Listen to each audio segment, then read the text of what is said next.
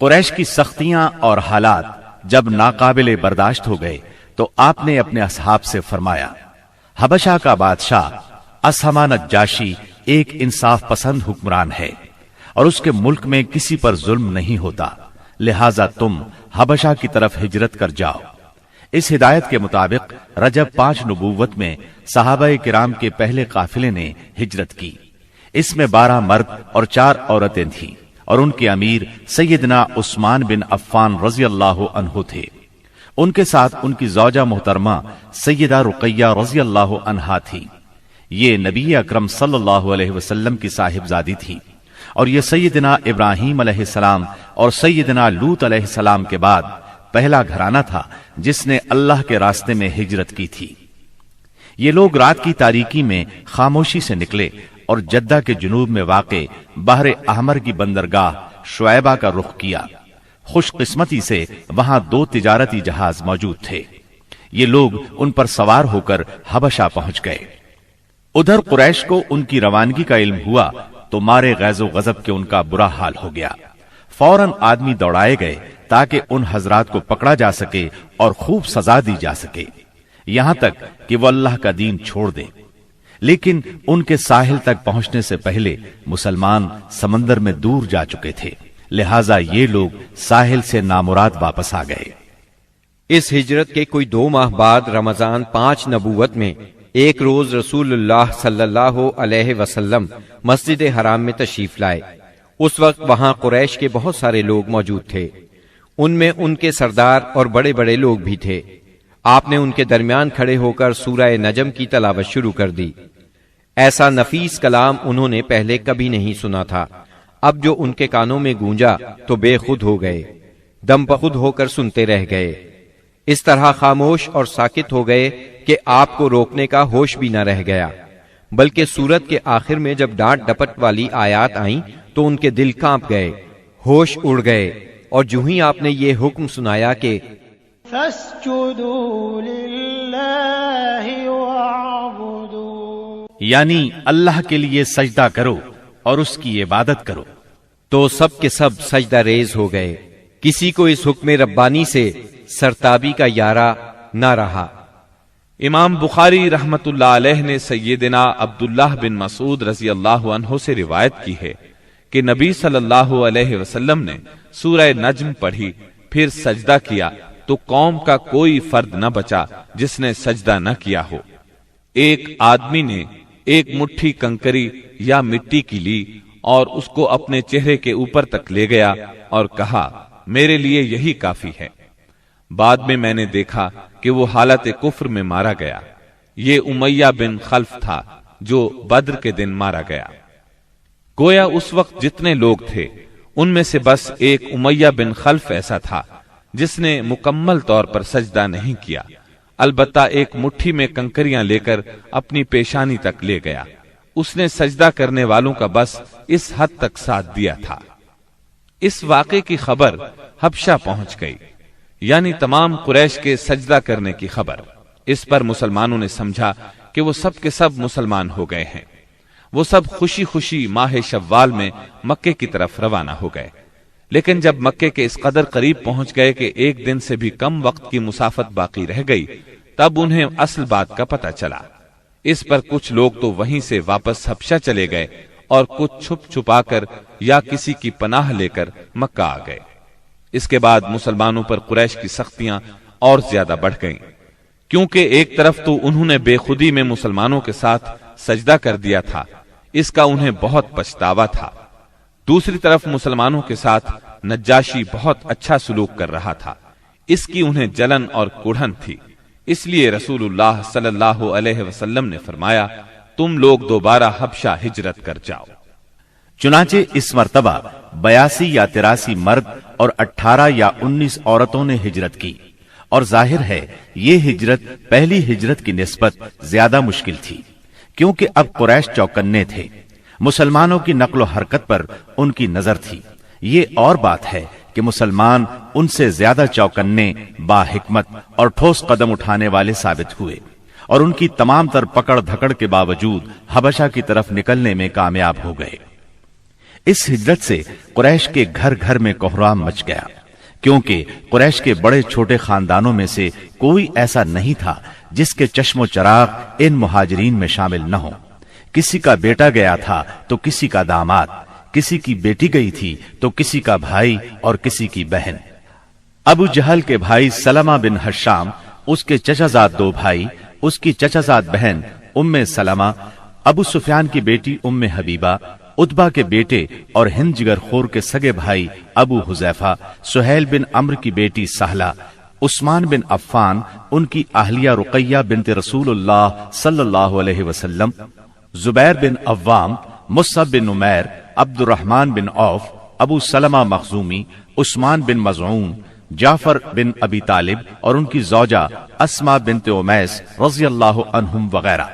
इस तरह करीब करीब तमाम सरदारान कुरैश और मशहूर दुश्मनान इस्लाम के जिगरगोशे दीन की खातिर घर बार छोड़कर निकल खड़े हुए थे। इसलिए कोई घराना ऐसा न था जो इस वाक़े से मुतासिर न हुआ हो। कुरैश पर यह बात बहुत गिरां गुजरी कि मुसलमान उनसे बचकर एक ऐसी जगह जा पहुंचे हैं जहां उनकी जान और माल को कोई खतरा नहीं है। चुनाचे उन्होंने इन हजरात की वापसी का मंसूबा तैयार किया। अम्र बिन आस और अब्दुल्ला बिन रबिया को हबशा भेजा। ये दोनों उस वक्त मुशरिक थे। उन्होंने हबशा पहुंचकर मंसूबे के मुताबिक सबसे पहले पादरियों से मुलाकातें की और उन्हें तोहफे तहाइफ दिए। फिर बासर अंदाज में दलील देकर अपनी आमद का मकसद बताया। उन्होंने उनका साथ देने का वादा कर लिया। इसके बाद ये दोनों नज्जाशी के पास आए, उसे भी तहाइफ पेश किए। फिर असल मकसद की बात शुरू की। उन्होंने कहा, ऐ बादशाह, आपके मुल्क में हमारे कुछ नासमझ लोग भाग आए हैं। उन्होंने अपनी कौम का दीन छोड़ दिया है और आपके दीन में भी दाखिल नहीं हुए, बल्कि एक नया दीन ईजाद किया है। उसको हम जानते हैं न आप, इसलिए हमें आपकी खिदमत में उनकी कौम के बड़ों यानी उनके वालिदैन, चचाओं और उनके कबीले के लोगों ने भेजा है ताकि आप उन्हें वापस भेज दें, क्योंकि वो लोग उन पर निगरान हैं और उनकी खामी और खराबी को सबसे अच्छी तरह समझते हैं। जब उनकी ये बात पूरी हो गई तो मंसूबे के मुताबिक पादरियों ने भी उनकी तायीद की, हाँ में हाँ मिलाई। नज्जाशी ने उनकी बातें गौर से सुनी, लेकिन सोचे समझे और देखे भाले बगैर फैसला नहीं किया। उसने सोचा दूसरे फरीक की भी बात सुनी जाए कि वो क्या कहते हैं, तभी हक वाज़े हो सकेगा। चुनाचे उसने मुसलमानों को बुला लिया और उनसे पूछा, ये कैसा दीन है जिसकी वजह से तुम लोग अपनी कौम से अलग हो गए हो, लेकिन न मेरे दीन में दाखिल होते हो और न उन मिल्लतों ही में से किसी के दीन में दाखिल हुए हो। इसके जवाब में सैयदना जाफर बिन अबी तालिब रजी अल्लाह अन्हु ने फरमाया, ऐ बादशाह, हम जाहिलियत वाली कौम थे, बुतों को पूजते थे, मुर्दार खाते थे, बुराइयां करते थे, कराबतदारों से नाता तोड़ते थे, पड़ोसियों से बदसलूकी करते थे। हम में जो ताकतवर होता था वो हमारे कमजोर को खा जाता था। हम इस हालत में थे कि अल्लाह ताला ने हम ही में से एक रसूल भेजा। हम पहले से उसके आली नसब, सच्चाई, अमानत और पाक दामनी को अच्छी तरह जानते थे। उसने हमें अल्लाह ताला की तरफ बुलाया कि हम उसे एक माने और उसी की इबादत करें, और उसके सिवा हमारे बाप दादा जिन बुतों और पत्थरों को पूजते रहे थे उन्हें छोड़ दें। उसने हमें सच बोलने, अमानत अदा करने, कराबत जोड़ने, पड़ोसी से अच्छा सलूक करने, हरामकारी और खून रेजी से बाज रहने का हुक्म दिया। बेहयाई के कामों से, झूठ बोलने से, यतीम का माल खाने से और पाक दामन औरतों पर झूठी तोहमत लगाने से मना किया। उसने हमें यह भी हुक्म दिया कि हम सिर्फ एक अल्लाह की इबादत करें, उसके साथ किसी को शरीक ना करें। उसने हमें नमाज, ज़कात और रोजे का हुक्म दिया। इस मौके पर सैयदना जाफर रज़ी अल्लाह अन्हु ने इस्लाम के और बहुत से अहकाम गिनवाए। फिर कहा, हमने उस पैगंबर को सच्चा माना, उस पर ईमान लाए, उसकी पैरवी की और उसके लाए हुए दीन में उसकी इताअत की। चुनाचे हमने एक अल्लाह की इबादत की, उसके साथ किसी को शरीक नहीं किया, और जो चीजें उसने हराम बताईं उन्हें हराम माना, जो चीजें उसने हलाल बताईं उनको हलाल माना।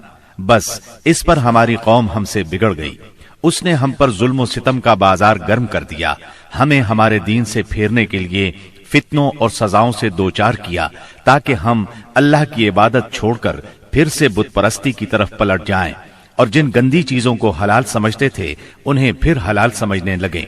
जब उन्होंने हम पर बहुत जुल्म और तशद्दुद किया, जमीन हम पर तंग कर दी, हमारे और हमारे दीन के दरमियान रुकावट बन गए, तो हमने आपके मुल्क की राह ली और आपको दूसरों पर तरजीह दी और आपकी पनाह में रहने को पसंद किया और आपसे ए बादशाह ये उम्मीद की कि आपके हां हम पर जुल्म नहीं किया जाएगा। सैयदना जाफर रज़ियल्लाहु अन्हु की ये तकरीर सुनकर नज्जाशी ने कहा, कुछ कुरान पढ़कर सुनाओ। इस पर सैयदना जाफर रज़ियल्लाहु अन्हु ने सूरह मरियम की इब्तिदाई आयात तिलावत की। नज्जाशी इन आयात को सुनकर इस कदर रोया कि उसकी दाढ़ी तर हो गई और तमाम पादरी भी इस कदर रोए कि उनके सहीफे तर हो गए। फिर नज्जाशी ने कहा, ये कलाम और वो कलाम जो ईसा अलैहिस्सलाम लेकर आए थे, दोनों एक ही ताक़े शमा से निकले हुए हैं।